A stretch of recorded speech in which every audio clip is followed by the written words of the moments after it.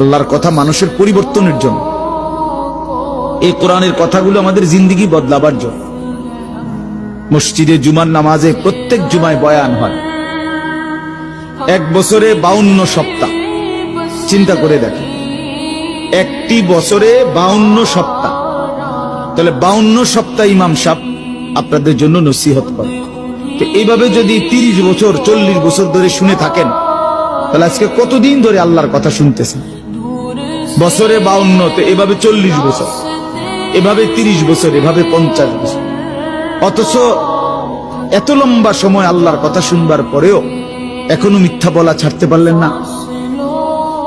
এত লম্বা সময় আল্লাহর কথা বলা শুনবার পরেও বিড়ি সিগারেট খাওয়ার অভ্যাসটা ছাড়তে পারলেন না।